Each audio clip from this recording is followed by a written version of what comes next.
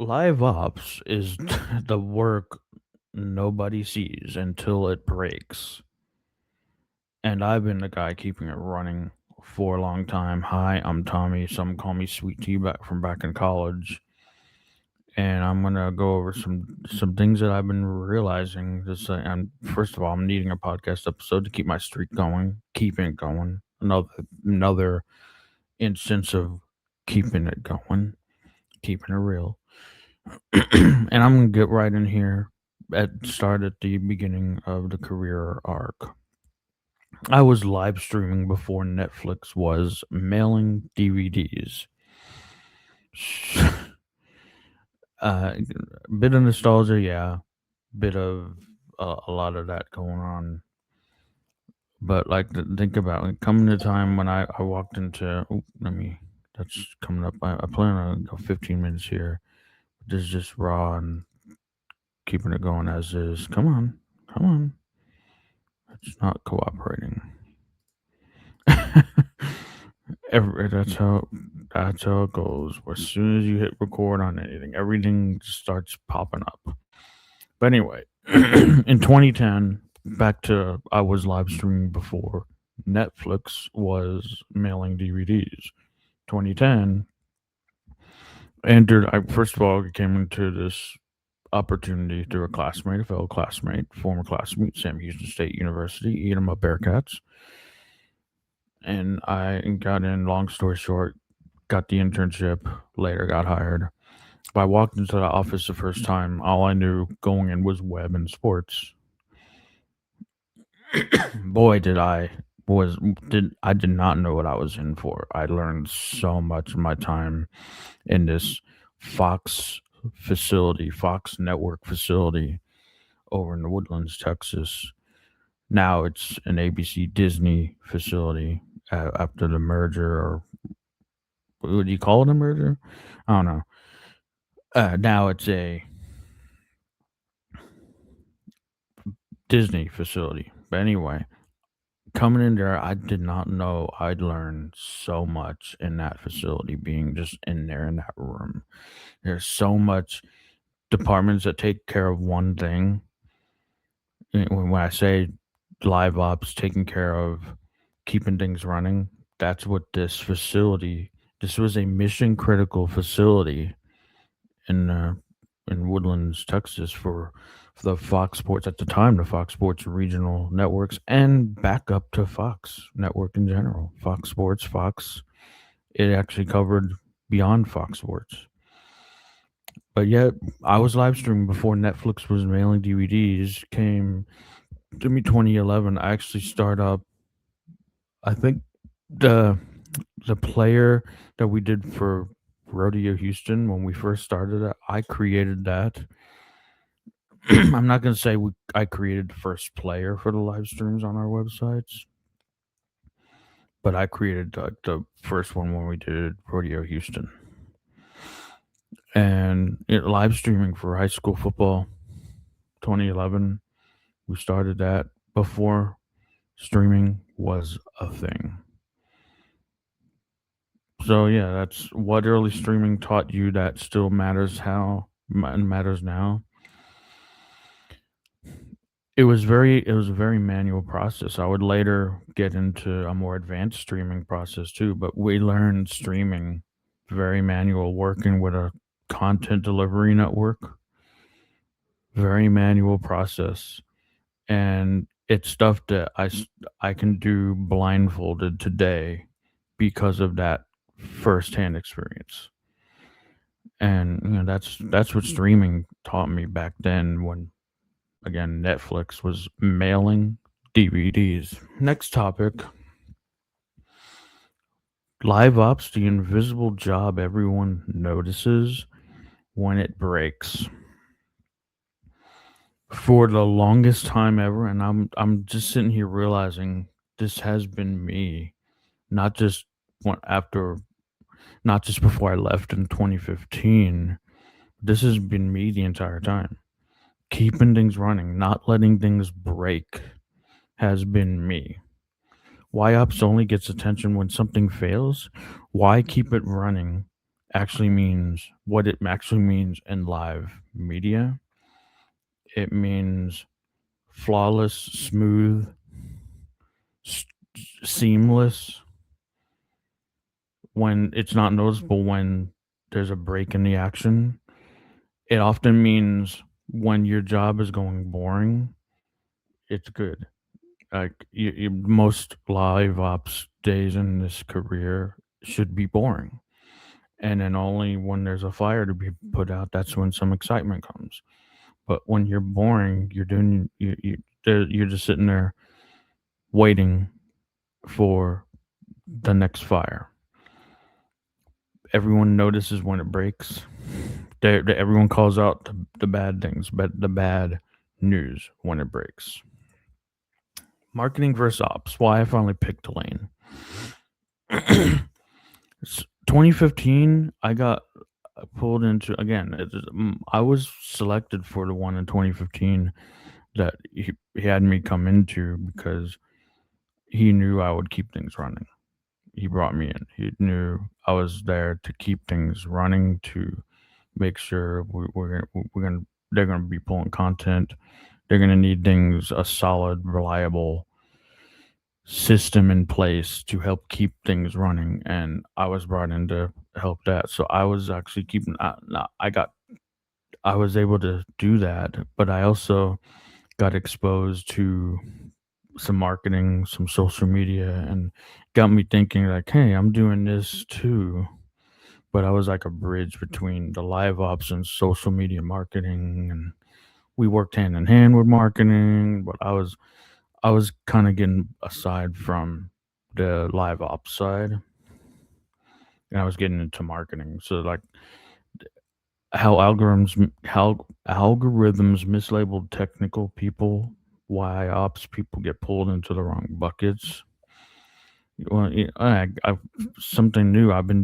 You, I don't know. I think it's a feeling I've been doing this recently, and that's the one thing I should lean into now. What I'd most recently done, not your bread and butter. I said this early on. After learning the complicated systems I learned in 2010, my bread and butter is live streaming. I can do it with my hands tied behind my back, blindfolded, with handcuffs on. That's how well I can do live streaming. I'm not live streaming here. This is recorded, but I've done that often and recently as well on YouTube, StreamYard, and live streaming is a thing of mine that I do. And I'm getting back to that. Pressure is the job. Yeah, going back to what live, and we finished the headline here. Pressure is the job. What live ops feels like in real time. And what happens in your head during a live issue, why some people freeze and ops people don't. Well, live ops, they're waiting for that moment. They're preparing themselves for when the next break happens. You can prepare, contingency, contingency, contingency, contingency. You have all these. You just got to be ready to flex that contingency when needed. Have it ready when needed. If it's not needed, you're all good. You have it there just in case. I always say, like, it's always good to have a backup that's 100%, that's stronger than your actual thing. You need to be able to initiate the backup a lot better than you do the actual thing, because most of the time it's live 24/7. But you need to be able to have the backup 100% ready when needed. So I've heard that it's better to have a backup that's way stronger than your A scenario. B should be stronger than A. And content creation, when you're talking about A roll and B roll, your A is the strongest one with content creating. I know that a little from the content creating experience I've had too. But live ops, your B is your stronger option. All right, the systems you don't see behind a clean stream. you don't see it when it's all seamless. You don't see when the end result is not seen if they're seeing the content that's produced and planned and promoted and they're seeing that, that's a good thing. That's a very good thing. Redundancies, monitoring, contingencies, why smooth equals prepared, not lucky. Smooth is prepared because you can spend that time preparing. If you don't have this, you can do your double checks. You can check all the things, make sure, is this in place? Is this in place? Contingencies, do we have that? If not, why? And then you spend your time getting that in place. That's a fire to that's a putting out a future fire to make sure it's ready for when you actually need it, if that occurs. Odds are it probably won't occur, but that it's just to getting ready for it. Staying ready. We're talking about getting ready and staying ready. It's about getting ready and staying ready for that thing that comes.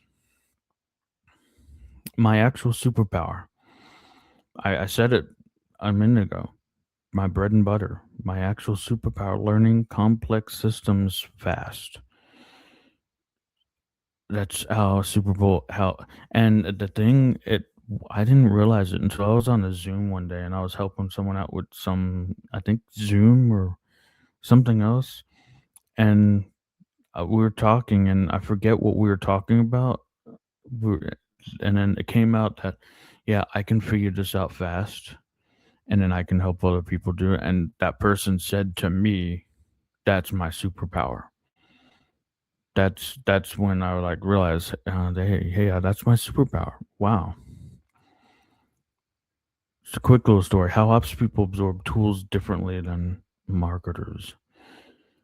It become there's muscle memory, and you have to have muscle memory to act when you need to act. Do this, do this, do this. Memory overall, like just know how things, know that what systems are in place, know what needs to be done first, and then second, and then third. I got that, especially when I got into the more advanced live streaming, manual and then more advanced. I learned the process of what needs to be set up first, and then your math, the order of operations, very important. The order of operations. Please excuse my dear Sally. Yeah, shout out to the math order of operations. From control rooms to cloud workflows, how ops evolved without becoming content creator work. Why fundamentals still matter. How ops evolved without becoming content creator work. It became about like just keeping it going. Like I've been for the last year, two years. Keep it going, keep it going, keep it going, keep going, keep going, keep going. Consistent with YouTube all last year. Keep going, keep going, keep going. Even if it's like just do something. Keep going, keep going, keep going, and uh, not putting too much stress on the content itself. Just putting content out there. Just putting the signals out there. I haven't mentioned signals, but I've been focusing a lot on my signals in the last 2 weeks. Uh, ChatGPT has been helping me. I put out a new video on like how to people can get started if you're afraid of AI. How can you get started quickly with ChatGPT? ChatGPT has been helping me get my LinkedIn calibrated, my Indeed calibrated, my what's the other one? The ZipRecruiter calibrated. Just did that last night. Now I'm gonna do YouTube. I'm gonna calibrate my YouTube too. ChatGPT has been walking me through how I set my signals up, what signals I'm setting up, sending out. Do I want to send mixed signals? Do I want to send marketing signals? Or do I want to send my bread and butter signals? live ops. Why fundamentals matter. What I learned then helped me to where I'm getting now. Why live ops people don't panic. I've grown a very calm. People always like a lot of times say to me like, "Why are you so calm? Why are you so patient?" When or maybe not with family, but family is a different beast. But when you're other people, when you're doing things, you're so smooth and calm when you're working through this pattern recognition, muscle memory, and it's just a calm. So I know what needs to be done next, or sometimes I don't, but I know at that right time when needed. Decision trees instead of emotions. Go here, here, here. The best route to go. No panic. Sometimes there's a little panic, especially when there's inflicted on from someone else, but most of the time, calm. I know what exactly needs to be done. Why live ops people don't panic. The career cost of chasing titles instead of functions. Um,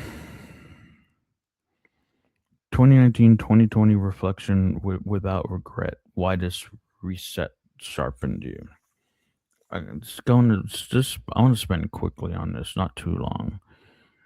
I made the decision 2019. I could have done many other things, but that what actually helped me keep it going. It was full time. It was going with something that it was in a downtrend. Fox had already sold off the assets. The downtrend already happened in 2019. That was it. I and there was good things happening before that. Fox had converged all the regions into one website, and a lot of good things. In 2019 hit, sold them off. 2020, I got full time. The pandemic, it's another good thing. It helped. That was the one thing to keep me going, and I got some live ops out of it in Toastmasters. Why this reset? I got more experience in training and live ops, setting up conferences and hybrid contests, and with the pandemic, all set up for me at the exact right time. I didn't know it at the time, but all set up for me right then and there. And that was training me for what I needed to come. Riding the wave of live ops. Why now is a strong moment for ops, streaming, DTC, sports, events, platforms. Why ops is becoming visible again. You look out everywhere. What's happening? Streaming, yeah. But now live streaming is becoming mainstream. I'll say that again. Live streaming is becoming mainstream. Should I say more? Should I say more? I think I just convinced myself right there. Live streaming is becoming mainstream. Do I need to say more? Why now is the strong moment for ops streaming, DTC, sports, events, platforms. Why ops is becoming visible again. And that's my story, my career arc. I had these slides to help me like push through it. I'm going 19. ChatGPT's like, if you're at 15, cut it off, cut it off, cut it off. But I 20 minutes is a good number still. 20-minute episode. So I'm gonna stop that here because I got some other things going, and now I got a podcast episode to upload. Keep it real. I'll see you in the next episode. Hopefully, I'll bring on a guest. I've been looking forward to catching up with someone, but tends to be a little busy right now. But hopefully, I'll have a guest here coming up in February. But I'm glad I got this episode out, and I'll see you in the next episode. Until then, keep it real, and let's go. Keep going.